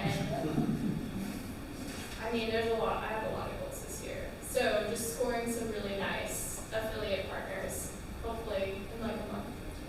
Yeah. We're going to, there's an affiliate conference in New York City we're going to go to together. It's going to be pretty, like 6,000 people. It's insane. Here it is. Yeah. Thank you, Celeste. You did great. Hello, I'm Carrie Ann. I think my favorite movie, I really haven't seen any movies, it's so bad. I don't know any of these. Play or something. I think my favorite movie is probably, it's animated, it's The Last Unicorn. I don't know if you've ever seen that. Mia Farrow, late 80s. Oh, really good. It's it's kind of trippy, it's weird, love it. I'm an actress in town. I do commercial and indie films. I also do wardrobe styling on commercials and photography, obviously. So what I'm really trying to shift into now with having a baby is, yes, keep up the acting thing, but as for my wardrobe styling, it's just really time consuming in terms of doing commercials. It's just a lot of work to do with a child. So I'm trying to shift that now into doing personal wardrobe styling for clients. I think it would be really fun. I have a lot of background in it, working with different companies and then obviously doing commercial work. So being able to help me with that, which is really nice. And yeah, that's all. That's awesome. I remember it's like such a unique story, but also like some commonalities there. So we have one more minute. So Matt and Maya, I'm sorry. I have to hear yours. I'll go. Matt Villanueva. Y'all know I'm part of Let's Eat Grandma Resume Service. So I sit on top of, I'm COO, so I sit on top of the operational side, helping our writers to achieve the job of working with job seekers just like y'all, and really make a deep and lasting impact with clients who are making transitions, clients who are trying to get their up and where they want to be in their career. Also work on the sales side as well. So a lot of what Chris and I work on too is how to welcome more clients in, which is part of my goals, is helping to 2x our revenues this year. And hopefully get a raise from my boss over here. So that's part of my. Thanks. And favorite movie? I was thinking about this. This one's really hard for me too. But does anyone remember Memento? The movie? Yeah, that's a fun one for me. Yeah. Okay, I'm Maya Grossman. And my favorite movie. This is gonna be disappointing for you. The Holiday. The Holiday? Yeah. I'm an emotional sap. I agree with you. Yeah, one of my favorites. I watch it when I feel sad. I watch it when I feel happy. And I'm an executive career coach. I spent 15 years in corporate, and 3 years ago I thought, I want to do something else, so I quit. And I started a business. And I'm still on that journey to figure out what that looks like, and how exactly do I do it, and how do I grow the business, and double every year if possible, and just help more people. What am I looking to do this year? I wanted to start my podcast. I've been wanting to start it for 2 years. Chris knows. Yeah. It will probably be 2025. But I made a lot of plans. So like, I did the research. I know what it takes. I know the equipment that I need. I just need enough time to make it good, because I don't want to launch something kind of half-assed. I want to I have 20 episodes recorded. We can go out with a bang and just really get people interested. So I think we'll see. There are still 5 months to this year, so yeah. What would you call it? I'm not sure. I had a plan. It was supposed to be Successful on Purpose, which is the name of my newsletter. But everyone told me you need to have the name career or executive or something in the headline so that it will trend in terms of SEO. And so we'll see. I will either go with my gut feeling or what the algorithm wants. Yeah. Perfect. So this concludes the planned part of today's meetup. We have 25 minutes. It would be awesome if everyone could meet 2 people that you haven't talked to so far. We're gonna get kicked out exactly 8 o'clock. So if y'all are still mingling, that usually sort of happens at events like this. We have people hang out at the Omni Bar, grab a drink, continue to network after that. So there's also a place called Hostel, what is the native hostel? Firehouse Hostel, right, yeah. Which is a little bit, it's more on the divey side, but a really solid place to talk and hang out. So thank you so much guys for attending. I'm so glad y'all came.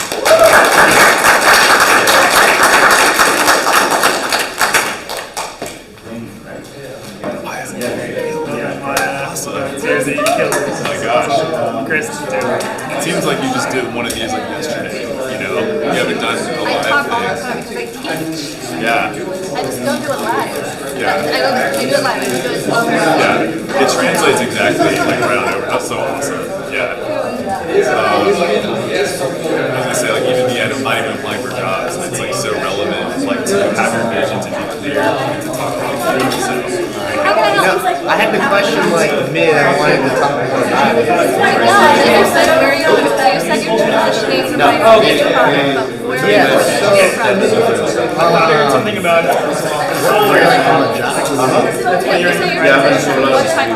Oh, science and technology. No, I was trying to piece together. I was I think his was different. I don't know why I was and then I did. He was doing logistics for a delivery. Bigger one, but I scaled it pretty significantly, and I built So when it comes to and then I transitioned to Meta laid off like 70%. And my team went from 6 to maybe something. It was a significant kind of my team. Anyways, just the timing was my wife. And us having my kid, the fact that she's just the makes a lot of people and we're in a space where I can take this time off. So I really had 2 questions. One, with the transition to product management, I actually so I am having conversations with product management the same thing I did, and it's mostly people who are in the more advanced company, so not and everyone's you're right, either I don't know if we're working that you kind of I know it's get the right people. And I actually was suggested to give the certificates to be kind of bridge the gap. Yeah, which was good. I feel from a content perspective, it was really good. And it's just right now, it's just the actual experience is what is and I know it's still one of these things I just, got this finished this certificate. And I'm just trying to figure out ways that work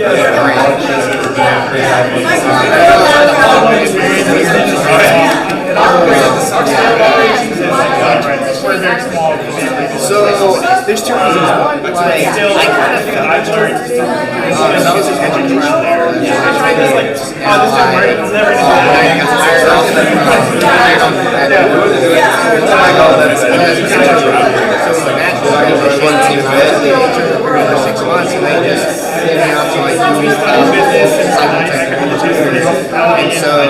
did that, and then COVID happened, and like at the end of my 2 years, which is like it wasn't until like I started so that's when I ended up getting another job, like I said, for a year, and then eventually worked my way myself into like management. So part of this, like, we're meeting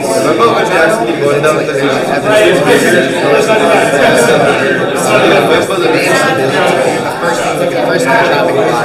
That's happened twice. So I just don't want that just to be, the big piece is like the impact that product may make. I haven't been I've always respected like what they did, and I feel this as like an entrepreneur spirit when you kind of just I don't know. That's like one of the things that I like so much about the startup I worked at is I got to build stuff so that's kind of what draws me to got a great personality that's the thing, I know, and that's where like, I'm not good enough to actually build a website, so I don't have like a software engineering background. Again, like my brain is like, I want to go out there, it's not really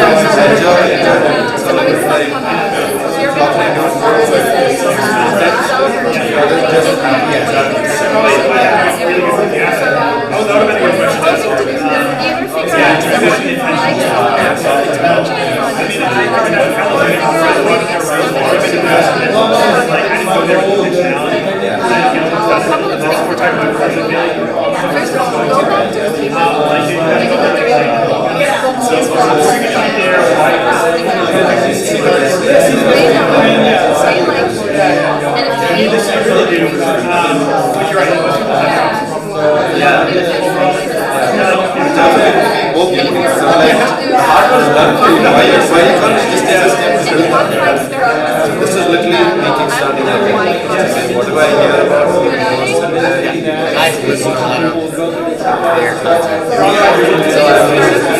guys are very happy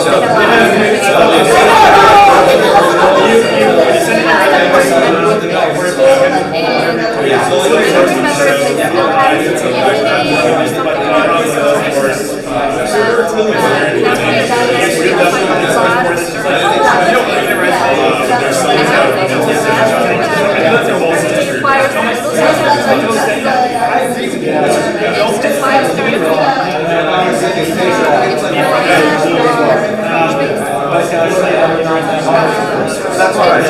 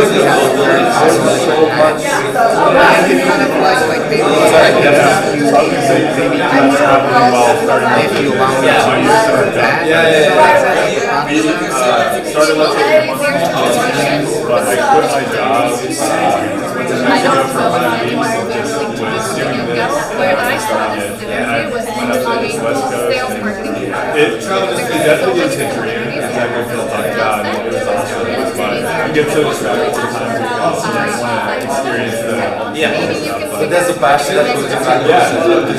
You're like, I can write this. Dude, you got the fire to work. I want to do that. Exactly what you did in Mexico, Chile.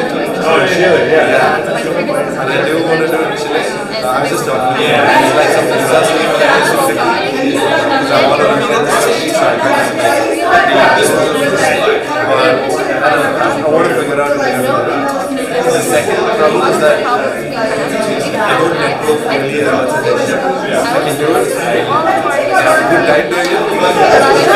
intentionality of the I told a story about the feeling on the ties in. Oh man, yeah. I love that. The networking thing, my opinion, for me, it's best done in person. Just so. And that's something I've gotten at. I think what I've run into that is that in like, I guess the news market, because I also have like no background in technology, so I looked at both like the recruiting space or HR space, and like the situations different. A lot of those companies that just I guess if I'm approaching the real opportunity,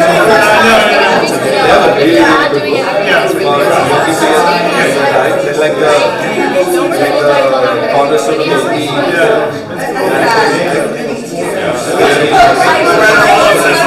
We've been doing this 10 years, believe it or not. 10 years side by side. Yeah, a good working relationship. Most people are like, oh, I can never work with my brother, I can never work with my sister. But we have such a good, like, the trust helps a lot. It just like the vibe. We've had very few fights. Surprisingly. Are you like this before you work together? What was that? Are you like this before you work together? Yeah, that's awesome. There's been a lot of time. Definitely was a struggle. What company were you? Oh, it was in Israel. Oh, way back. Okay. Well, fun fact about me is I'm actually a travel advisor. Have you heard of Quora? Quora? It's actually a really like neat concept. They kind of became the new travel agents. Like they want to rebrand travel agents to travel advisors.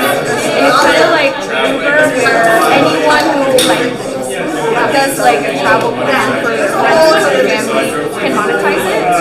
So you don't have to have a background in travel, and they take on all of the like really nitty-gritty parts of the travel agency world, like getting your commission, chasing all that revenue, really the nasty stuff, almost like concierge travel programs. So you just pay like a membership, and you essentially are a business owner, have your own clients, and Quora helps you with advertising, marketing, and gives you like training and stuff like that. Not what I was going to try to talk to you about. It's just maybe be interested in that. I'm in an interesting position right now. I know we talked a lot about like being laid off and having like time.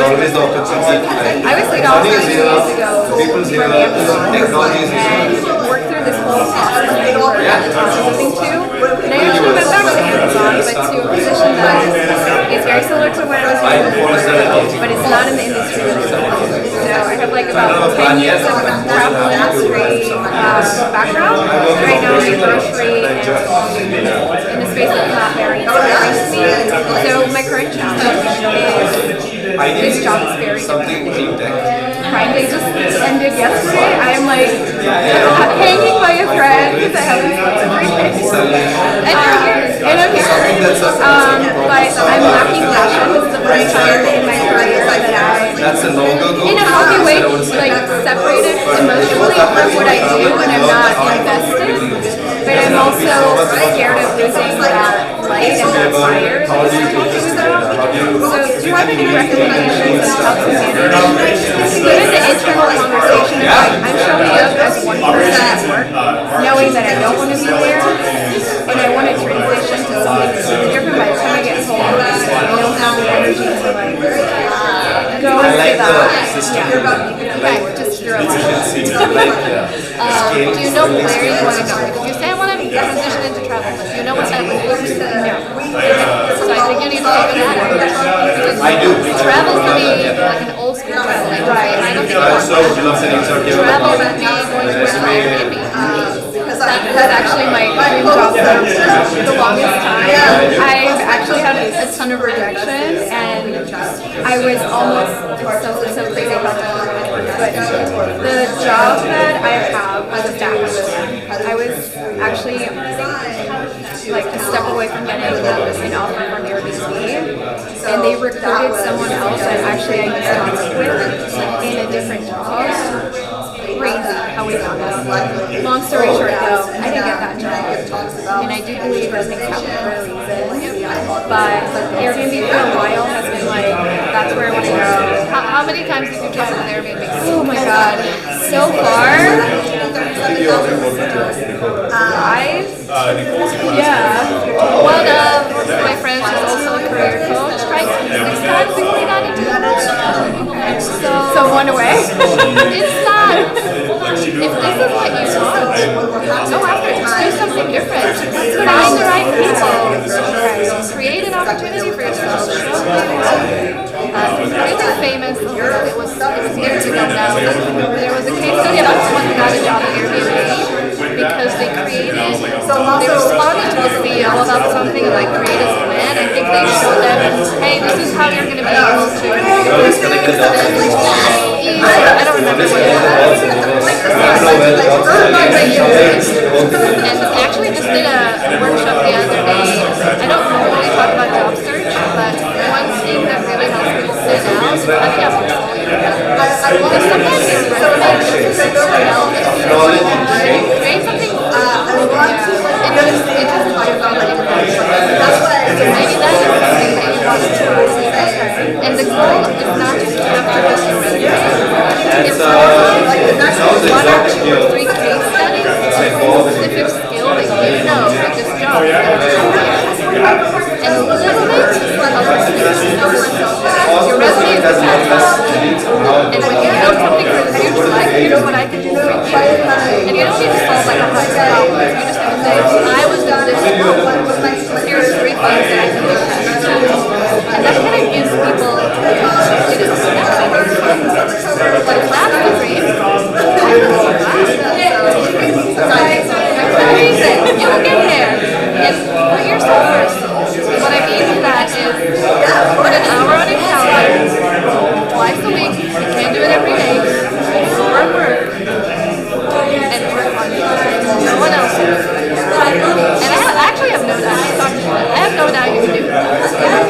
Just put your mind into it and figure it out. You should not have to hate your, I mean you don't hate something, but it's not so complicated.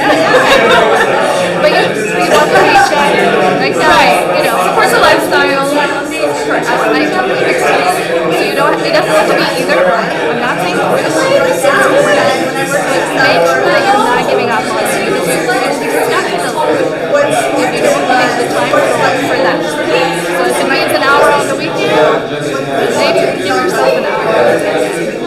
But it sounds to me like you're very resourceful. I think you can definitely thank you. Really appreciate it. And I'm definitely going to follow. I'm really emphasizing the guide that you shared. But yeah, thank you for that. How do you guys know each other? LinkedIn? No way.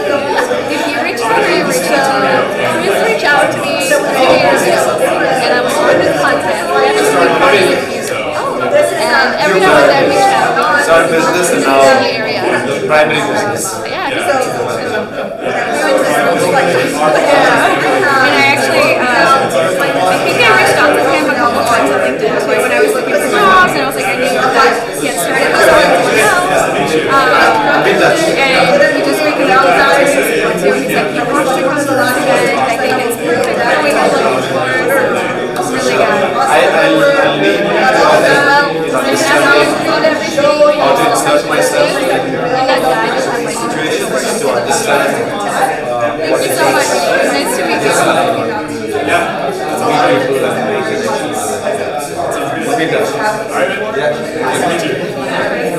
Yes, you did. I didn't know you guys. I didn't know you guys went to school together.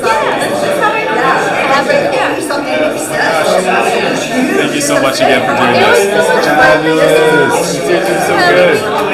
It was, like I said, I'm going to get like this recorded. I'll probably release this at some point. But anything you need, just let me know. Like at any point. Just the photo. I saw the flashes. I'm like, yes. I'll get you all the photos. oh, she needs editing because I didn't have time to color my hair. And it's not like you need it, but she likes to touch up the lighting. Yeah. Serious about the podcast thing. I know. It's in my head. I know you want it to be perfect. Not perfect. I gave up on that. I don't want to be #1 the first week. Right. Just the first year. Right. but I've just been spending a lot of time on optimizing my funnel, and it's going well. So I don't want to break it. I want to get to a place where I feel comfortable. I can outsource a lot to my assistant, and then I'll have a little bit more peace of mind. I have no follow-up whatsoever, so good for you. I think you're way more structured than I just like put something out there. So I like the way you do That's how I started my first one. Yeah, it's just kind of put that. Okay, well, thank you for having me. Until I find your podcast, how do I hear from you more? How can I connect with you? Maya Grossman on LinkedIn. Write a note that you read this I was talking to them about wanting to do internship on something.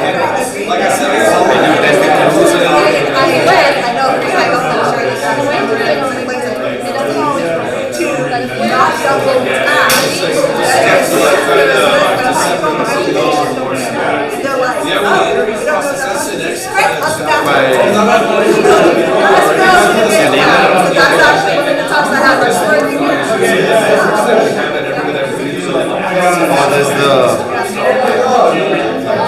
Number one. Yeah, they do. No, but that was really starting to feel like your life is just like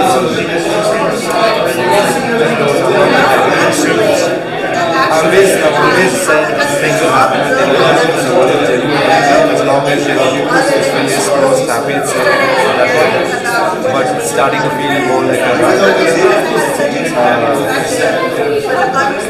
yes, that's the intentional part of it. For the work that's going on, and if you need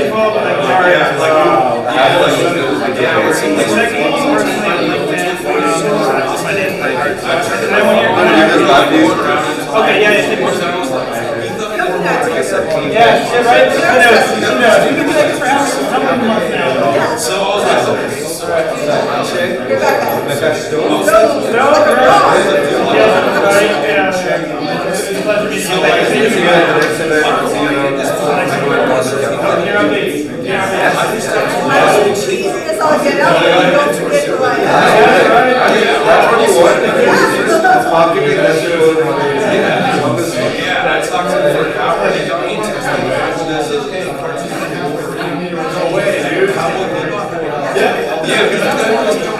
So I'm taking that for this week. I just Dude, that's like good. Yeah. That's like a side to read my mind. I don't know.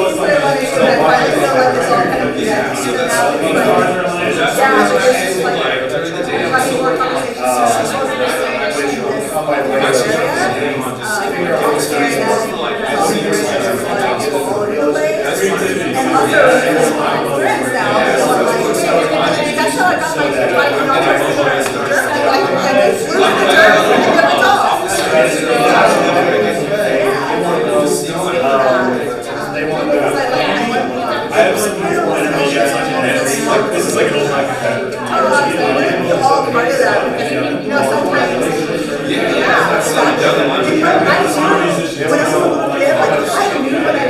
I'm just getting started on that one.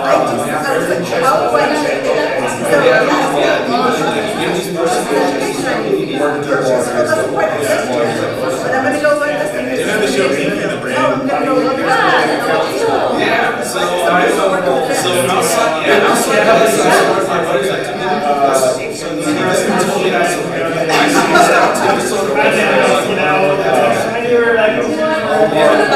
guy who was Pinky.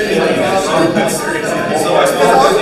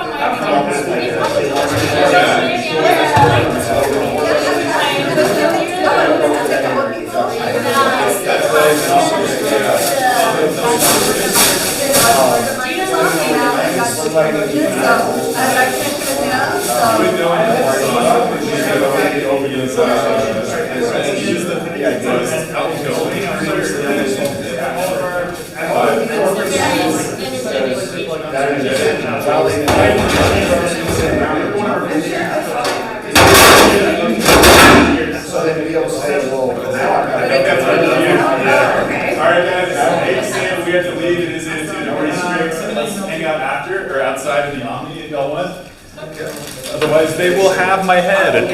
Yeah, I need to head out, man. Dude, thank you so much for this, man. Thank you so much. Yeah, we'll definitely keep in touch, man. Yeah. Yeah, I'll be back here also. I mean, I'm still hanging out with the Everywhere team, so we'll We'll definitely keep in touch. Dude, I would love that, man. Let's definitely keep in touch. And if you need anything at any point, Yeah, I might tell me more about teaching the brain stuff too. Yeah. That voiceover stuff really Yeah, intrigues man. me. Yeah, it's a journey that I just started. I'm curious about. I'll definitely let you know. Yeah. Awesome. All right, Daniel. Oh, we gotta get out. Fast. Otherwise, they will. Yeah. Which is fulfilling in its own way. Thanks, Chris. Sorry I lost track of time too. Dude, I didn't even realize what time Thanks, it was. y'all. Of course, thank you for being here. I appreciate Thank you so it. much Hey, for No, coming. this is cool. Come to more events. This is the place to be. Yeah. Factories. You can get hooked into so many things, like, and whatever your thing is, like, there's always an event going on like ours. Capital Factory is awesome. They hook Yeah. up, seriously. I heard. Be a member too. Yes. So if you go to Voltron, the large room right there, there should be someone at front desk. They hand out validations. If not, let me know. We can go find them. But there should be someone over there at front desk. Sweet. So, yeah. Thank you So for glad y'all having came. me. Yeah, exactly. Same. Well, I got a weekly reminder to add calendar events. Dude, there's so many here at Capital Factory. You're gonna be overwhelmed. Remind me your name one more time. It's Chris. Chris. What's Caleb. Caleb. Cool. That's an easy one to remember too. I will say. But Thank you, Chris. nice to meet you, Caleb. Celeste, can I give your help? They will get mad at me if I don't move all this stuff out. Yeah, so I'm guessing you need all of this. Yeah, too. Kobe, help me, Yeah. please. They send a very sweet email to you if you don't There's leave. always still snacks. I didn't even. I don't know. People take them. People take them. I'm gonna go see We Elias. should have like carry out. Okay, straight down. You graduated 1 year ago. Okay.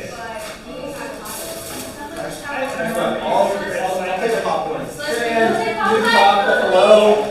I'm not taking it out yet. Oh, okay. I just remember you. I do. I do. I did restaurants after I graduated, and it was crazy. The restaurant management life was nuts. It was straight up nuts. I gotta clean up real quick, but hopefully it's not later. See you. Likewise. It's gonna get stuff out. Yeah, thanks, Colby. You're always the cheerleader for that. Thank you. That's you. Yeah, it's me.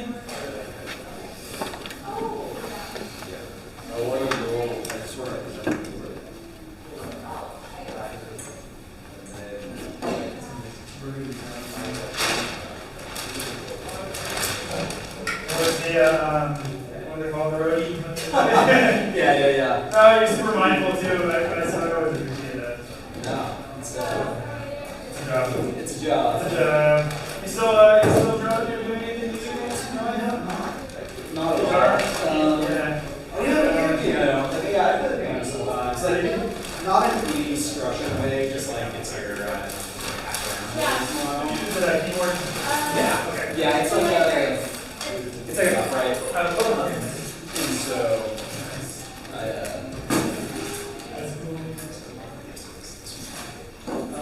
We got a little board as well, and Jackie really wants upright piano. Yeah. You just like load it up on stuff.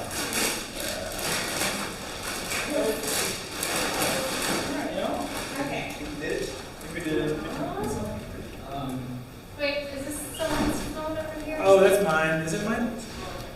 That's not a phone. I can't see. Oh, goodness. That's not a phone. That's a clicker. I'm gonna return that anyway. Hey, I was serious about kicking people out. Yeah. And I just did the trash can all out. I was like, oh. Thank you. Perfect.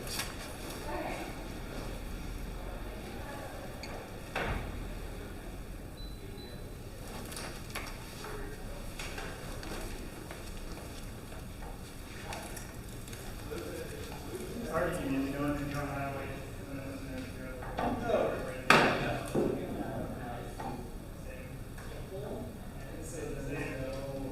Yeah.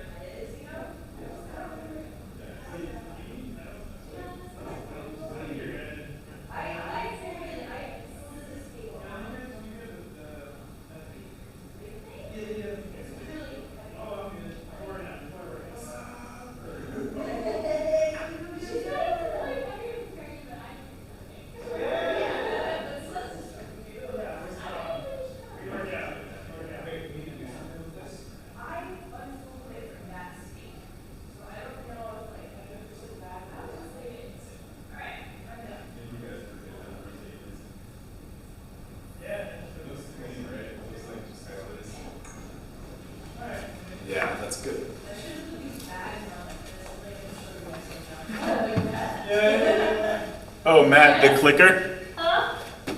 Oh, the clicker's right here.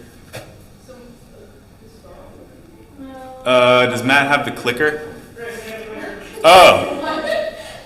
You want to just leave it in here? I don't know where Elijah is. I have the clicker. Okay. Well, we might as well take the case too. This is the case. Yes. Yeah.